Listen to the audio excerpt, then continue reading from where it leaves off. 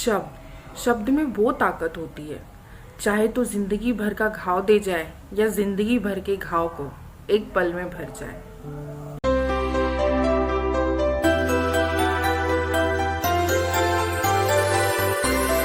है कि मन पर लगने वाली चोट जिंदगी भर नहीं भरती, एक बार शरीर पर लगने वाली चोट भर जाती है। शब्दों के घाव अक्सर भरा नहीं करते, लेकिन कई बार गहरे से गहरे जख्म को उसी शब्द से उभरते हुए देखा है हमने। कहानी दो दोस्तों की जो हॉस्पिटल में एक साथ थे कि एक दोस्त के पास कुछ ही दिन बचे थे उसकी जिंदगी के, और दूसरे के पास जिंदगी होकर भी वो जीना नहीं चाहता था। गर्दन के नीचे का जितना भी हिस्सा था सब पैरालिसिस हो चुका था, कुछ भी बॉडी में मूवमेंट नहीं होती थी। कोई भी सिस्टर उन्हें चेक करने आती थी तो वो कहते थे मुझे एक ऐसा इंजेक्शन लगा दो जिससे मेरे शरीर के तमाम दर्द चले जाए या तो मैं ही खत्म हो जाऊं। उन्होंने जिंदगी जीने की आस ही छोड़ दी थी। वहीं दूसरा दोस्त जिसके पास जिंदगी कुछ ही दिन बचे थे, वो जिंदगी जीना चाहता था, लेकिन उसके पास आगे जिंदगी जीने के लिए एक भी दिन नहीं थे। गिने चुने 2-4 दिन बचे हुए थे। वो चाहता था कि कम से कम वो जिंदगी नहीं जी सकता, लेकिन अगर वो जाते जाते अपने दोस्त को जिंदगी जीने की अगर एक नई दिशा दे सके तो उसके लिए उससे बड़ी बात कुछ भी नहीं होगी। उसने धीरे धीरे रोज सुबह और रोज शाम उठकर खिड़की के बाहर जाता और अपने दोस्त को बताता खिड़की के बाहर समुद्र है, कुछ लोग बैठकर समुद्र पर लहरें देख रहे हैं, कुछ बच्चे वहां पर रेत से घर बना रहे हैं, कुछ लोग जॉगिंग कर रहे हैं, कुछ लोग आइसक्रीम के ठेले पर खड़े होकर आइसक्रीम खा रहे हैं। हंस हंस कर सारी चीजें बाहर जो हो रही थी वो अपने दोस्त को बताता था। सनसेट हो रहा है, सनसेट ढल रहा है। उसका दोस्त जब उस बात को शेयर करता था कि खिड़की के बाहर क्या क्या हो रहा है, बाहर की दुनिया में क्या क्या हो रहा है, उसे सुनना अच्छा लगता था। वो उस पल में इतना खो जाता था कि उसके शरीर के दर्द का भी उसे एहसास नहीं होता था कि उसके बॉडी में कोई पेन हो रहा है या किसी तरह की तकलीफ में है। वो बहुत खुश रहता था। ऐसे धीरे धीरे धीरे कुछ दिन बीतने लगे।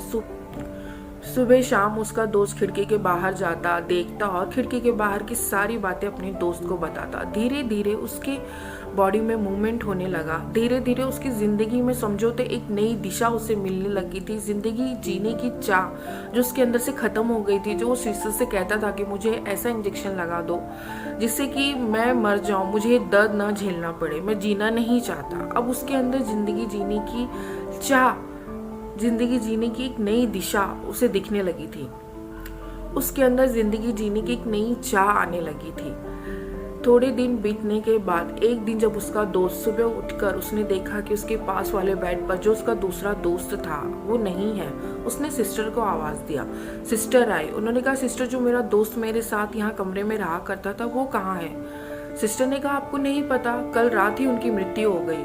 तो वो सुनकर एकदम स्तब्ध हो जाता है। उसने कहा क्या कहा आपने? तो सिस्टर ने कहा कि उनके पास कुछ ही दिन उनकी जिंदगी के बचे थे, कल ही रात उनकी डेथ हो गई। वो सुनता है और एकदम सन्न हो जाता है, जैसे जो जिंदगी जीने की चाह उसके अंदर आने लगी थी वो एक बार फिर खत्म हो जाती है। फिर थोड़े दिनों तक वो वैसे ही बेड पर पड़े रहता था, कुछ बोलता नहीं था, किसी से बातें नहीं करता था। सिस्टर आती थी, पूछती थी, पर वो कुछ रिस्पॉन्स नहीं देते थे, चुपचाप बिस्तर पे लेटे रहते थे। अचानक उनके मन में एक दिन ये ख्याल आता कि मेरा दोस्त जो मुझे खिड़की के बाहर बताता था, मैं उठकर एक बार देखना चाहता हूँ कि खिड़की के बाहर जो मुझे बताता था वो कैसा लगता है। उसके अंदर खिड़की के बाहर जो देखने की चाह उसके अंदर उसके दोस्त ने जगाई थी। अब वो उनके शरीर में धीरे धीरे मूवमेंट होने लगी।